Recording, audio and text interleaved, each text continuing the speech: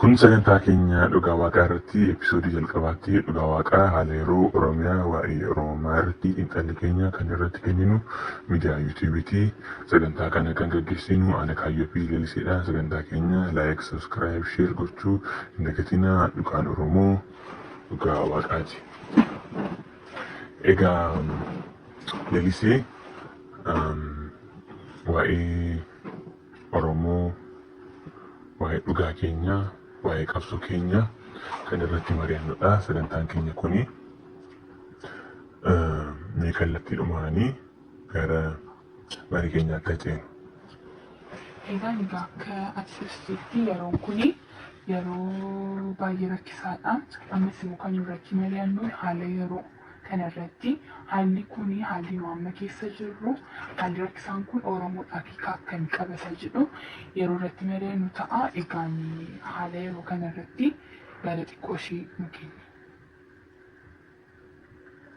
Egaa haalli amma keessa jirru haala baay'ee rakkisaadha. Akkuma ati jettee rakkisaa qabu osoo hin taane haala murteessaadha. Yeroo murteessaadha. Yeroo murteessaadha. Akkamiin mi'oonaan jettee sun salphina baay'ee argineerra mi'oonaatti. Akka sabaatti akka ammaa akka yeroo amma keessa jirutti yeroo itti dubbatamne yeroo itti salphanne hin jiru. Keessumaa immoo erga qeerroo 5,000 Oromoo 5,000 gabbarrii bilisummaa finni jennee bilisumni erga jennee booddee garbummaa isa caalaatti deebiin keenya kan abdii nama kutachiisu illee ta'uu mala jechuudha. Garuu wanti gaariin jiru maanni yaada keenya Oromoo gidduu yaadni garaagaraa federaalizimii bilisummaa wantoonni jedhan irratti amma yeroon amma jiru kuni yaada tokko irratti akka walii gallu bilisummaa irratti fookas akka goonu waan dandeessisee natti fakkaata. Egaan as akkuma jettee yeroon kuni yeroo itti bilisummaa keenya fiduudhaa fi carraa dhumaati jedhee yaada yeroo kanatti. Sababni isaas amma barri akkuma mootummaan jijjiiramaa dhufeeni namuma keenya gootota keenya dhabaa dhufne Haayile Sillaasee irrattis maalis jechuudha. Ammas immoo kunoo Hacaaluu dhabneerraa namoonni immoo jalaa hidhamaaru. Hamma yoomitti kan nu akkas caljannee salphina ofirratti ilaalaa kan nuti himu. Kanaaf kan yeroo dhumaatee jechuudha. Amma bilisummaadha kan barbaachisu. This is the last. Yookaan du'aa yookaan immoo bilisummaadha. Bilisummaa kan hin taane immoo gabrummaadha. Federaalizimiin jedhamus ni hojjetu. Yaada lamatu jira jetteetta. Amma yaada lamatu jira kan ta'e yaada lamatu ture amma bilisummaadha walii galameera. Walii galameera. Amma yeroo kanatti kan ta'u qabu tokkummaadhaan waliin hojjechuudha. Bilisummaa keenya qofa goolii keenya godhannee irratti hojjechuu qabna. Jedhee yaada nama yeroo kanarratti. Egaanii qabxiin keenya inni lammaffaan ta'u immoo taphattoonni siyaasaa yookaan immoo egaa taphattoota siyaasaa yoo hin jennee fi dirree siyaasaa kan amma keessatti eenyu faatu taphachaara yookaan immoo dirree siyaasaa kana keessattuu eenyutu hojjechaara. Sochii akkamitti godhamaa jira isa irratti xiqqoo ishee marii haa goonu. Amma kan jirannu egaa hooggantoonni Oromoon warri gurguddaanii warri nu beeknu dhamaniiru yookiin immoo socho'uu hin danda'anu amma kan jiranu karaa namaatiin qofa osoo hin taane akka dhaabaattis ilaaluu dandeenya. Qabsoo Oromoo kan gaggeessaa jiru eenyudha?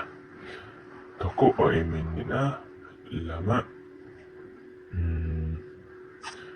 qeerroo keenya. Sadaffaan immoo warra bosona jiru jechuudha. Warra hidhatee bosona jiru. OMN ni akkamitti hojjechaa jira maalirra jira jedhu gaafa ilaallu erga Jawaar fayyadamanii Hacaaluu Jawaar fayyadamanii karaa OMN'tiin waan baay'eetu hojjetamuu danda'a ture. Namni baay'ee bilbilee qajeelfama nu kennaa qajeelfama beektonni Oromoo ala jirtan qajeelfama nu kennaa jedhamaa ture. Garuu qajeelfama sana kennuu hin danda'amne. Maaf akka ta'e hin beeku. Qajeelfama sana kennuu hin danda'amne yeroon Oromoo ammas wareegamuudhaaf qophiidha. Bilisummaadhaaf. Gaddas wareegamuudhaaf qophiidha. Akka wareegamuudhaaf qophiite immoo wayyaanee irratti agarsiiseera. Yeroon keenya meeshaan sodaatu. Qawween sodaatu. Garuu immoo maaliifiyyuu hooggansa barbaachisa. Kanaaf hooggansa kennuu hin danda'amu hin kennine qeeqa jedhu qaba OMN irratti. Amma OMN jiraachuun isaa baay'een fayyadaa jira. Baay'een fayyadeeras. Garuu immoo akkasuma amma yeroo amma jiru kanatti hojii amma hojjechaa jiranu dachaa meeqa hojjechuutu danda'ama. Ani gorsiin OMN'dhaaf qabu gamaan maanni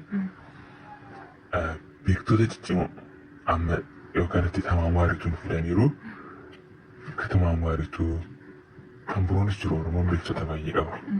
Jara gara ifaatti nu fidanii keessumaa yeroo hooggansa dhabne kanatti jechuudha. Yeroo hooggansi keenya jala dhaabbate kanatti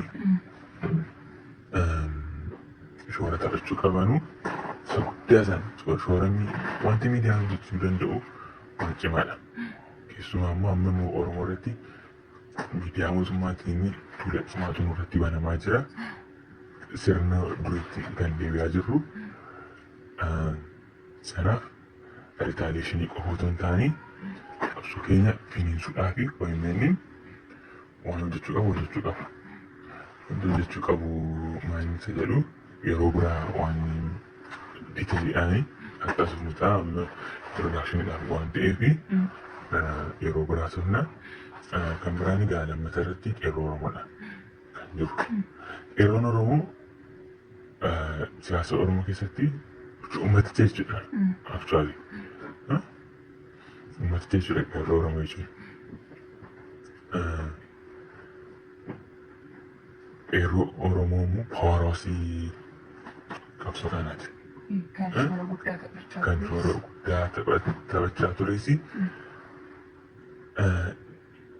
Jechuun qeerroo keenya wareegamuudhaaf qophiidha. Gaayidaansii qajeelfama hoogganaa qofa inni barbaadu jechuudha. Qeerroon keenya. Sun immoo amma taphattoota siyaasaati kan nuti jenne. Hooggansi siyaasaa kan Oromoo amma eenyufaati kan hoogganuu danda'u kan hoogganuu qabu irratti garuu qaama lama. OMN fi eenyu WBOdha. WBO warra bosona jiru jechuudha. WBOdha gaafa jennu amma yeroo kanatti humni hidhatee dirqama qabsoo Oromootti jechuudha. Amma wayyaanii irratti karaa wayyaaniitti musliimii ammas mootummaa kana ibsan jechuun yaada sirrii hin ta'u. Maaliifi amma warri amma jiranuu addunyoonni dhimma egzistensiiti. Akkuma nuuf bilisummaan dhimma egzistensiiti. Wareegamnaaf akkuma jechaa jirru garaafis waa cucanii olaantummaa isaanii kabachiisan jiraachuun dhimma egzistensiiti. Gatiin hiriira baaniif sagalee keenya gatii dhageessisneef qofa. Gatii gabaa naganne ikoonomiitii gadi bu'ee fi bilisummaa keenya dhugoomsuun hin danda'amu yaada jedhu qabu. Yoo humna militeerii uummata Oromootiif hojjetu hin qabnu taanaan ammas harka humna biraa jala aangoonii arguutu inni kun bu'eeyyuu mootummaan kun bu'eeyyuu harka humna biraa jala aangoon galuun isaa carraan qabaata. Yoo immoo humni hidhatee fi qeerroon keenya walitti dhiyaatanii hojjetan yoo ta'e qabsoonni Oromoo dheerachuus hin danda'a. Yeroo dheeraa fudhachuu danda'a. Humna hidhatee humna cimaa qabaanne garuu yeroo gabaabaa keessatti amma mootummaan gadi cimaa ta'e miti. Yookiin immoo mootummaan cimaa ta'e miti. Garuu nu of cimsinee bilisummaan baay'ee ulfaataa miti. Maaliif uummanni keenya qophiidha. Bilisummaadhaaf qophii ta'eera. Yeroo caala erga caaluun du'ee erga haala amma yeroo jirru kanaan jechuudha. I think amma yeroo kanarratti amma waliin jiraannee irraa maal taane jennutti yeroo kanatti sadarkaa rifeensi isaanii akka nu ilaallu jechuudha. Amma jibba isaaniis nuuf qaban akka nu ilaallu ija keenya nu banira jedhudha. Kanaafis hunduu qophiidha. Isaanii jechuudha. Duruma kaasee yaadni isaan nurratti qaban nu jijjiiramne nu balleessuudhaan kan jarri yaadan jechuudha. Nu yaadannu isaaniif qabnutu iyyuu jijjiirama. Yaada hooggantoonni Oromoo diina irratti qaban. Kaniira tokkummaa jechuun baay'ee jechuudha.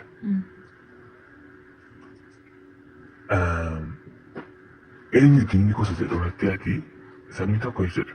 Diinni keenya eenyu dura tokkummaa qabu taanaan uummannis tokkummaa qabu jechuudha.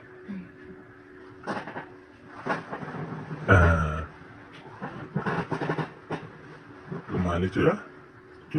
Hundumti keenya amma yeroo kanatti bilisummaadha kan ilaaluu qabnu waa'ee federaalizimii maalii keessa deemee barbaachisu. Kanaaf ija isaanitti nu ilaalaniini nus ilaaluun barbaachisa.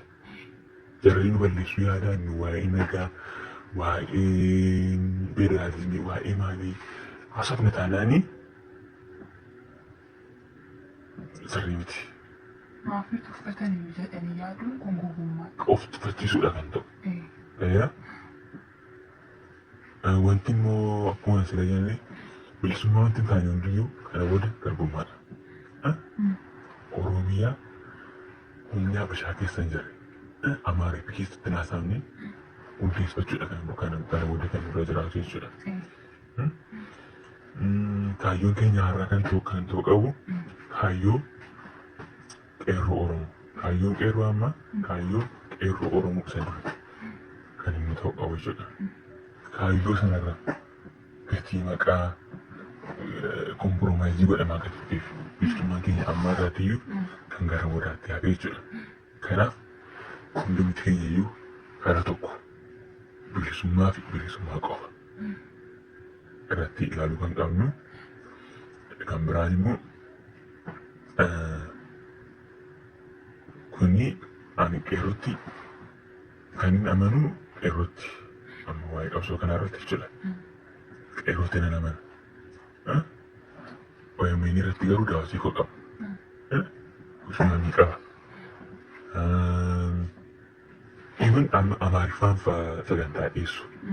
What does that mean jechuun naan fudhatamu. Iskaliira karaa adda addaatiin OMN irratti keessumaa immoo WBO irratti amantii hin qaban. OMN waan baay'ee hojjeteera jennee irraa kireeditii isaan dhawwachaa hin jiru. Garuu waan hojjechuu danda'anu kapaasitii hojjechuu danda'anuun hojjechaa hin jiran tokko lama immoo wantoonni amma Amaariffaan haasa'uu waa'ee bilisummaa yaadaa Amaariffaan lallabuu jechuun maybe sabaaf sablammoota warra Oromoon dhageenyeef warra naannoo Kibbaa warra Somaalee warra Afaariitii fi asoomuun barbaachisaa ta'uu danda'a. Garuu ispeesifikaalii isaaniitti jedhamaa sammuu qaba malee yeroo kanatti qo'imni Amaariffaa su'uun nama dhaga'uu fi yaada miseejii gaarii waan qabu natti hin fakkaatu sirrii miti. Akkuma kana jennee awwaalumnu tuqisanii wayya. Karaa waabootiin immoo maalli wanti jiru waaboon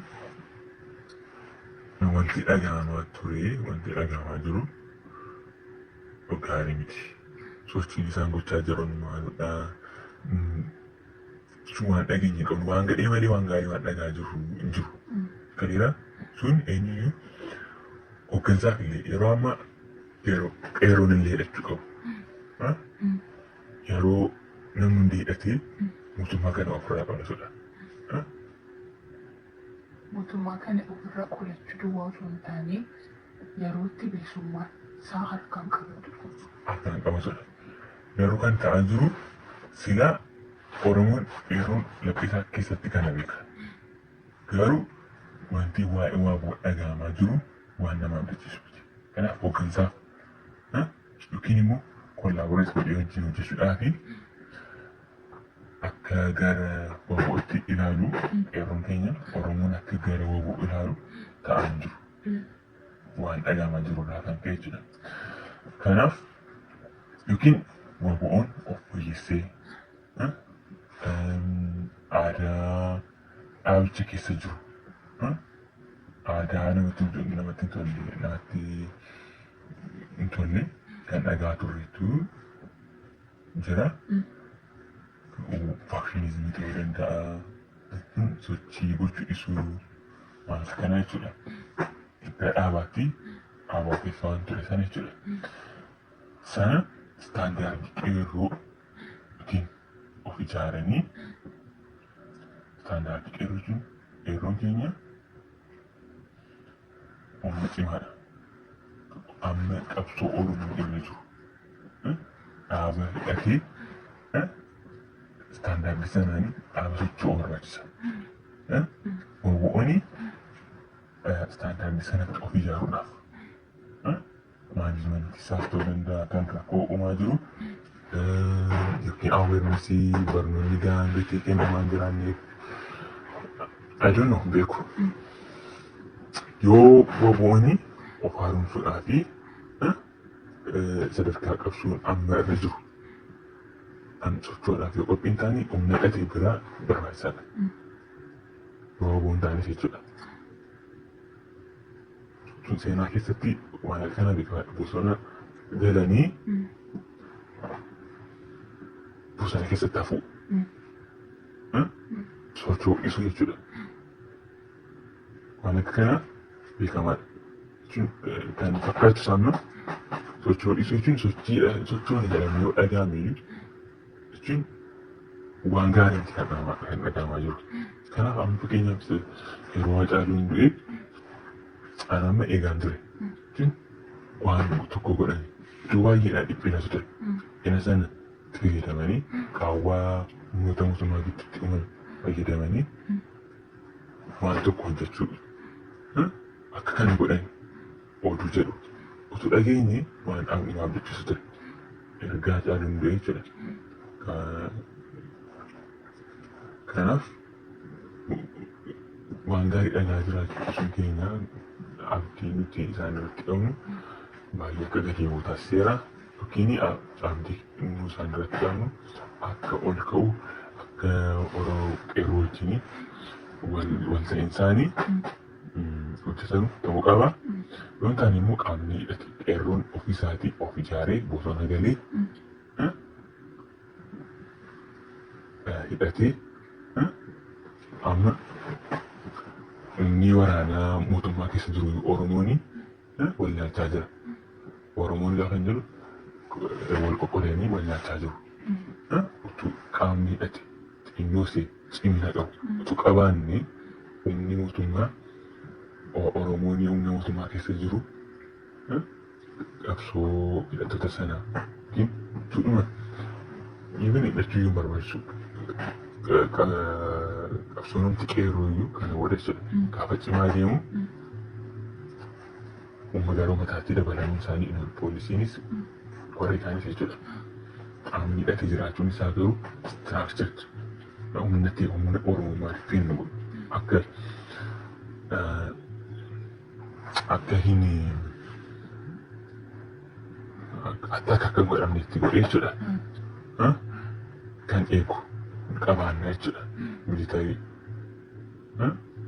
eenyu dhufee wayyaaniinis qaawwamanii dhufeetanii aangoo qabadhaa maaloo itti akka jaanne kan taasisu jechuudha. Barbaachisaa jechuudha. Waboo ta'uu danda'a, qaama biraa ta'uu danda'a. Garuu hidhachuun humna istiraakchariitti qabaachuun baay'ee barbaachisaadha. Kanas diteeliidhaan akkamitti akka ta'e itti deebinaa akkamitti akka qeerroon keenya manni keenya hin beeku qabsoo karaa nagaa karaa cufuu waan akka kanaa qofa.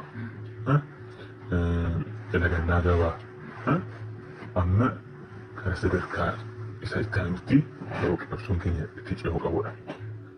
Qabsoon hidhannoo fi qabsoon karaa nagaa qeerroon itti qabsaa ture walitti dhufanii yeroo itti bilisummaa keenya fiduran qabanudha yeroo ammaa jechuudha.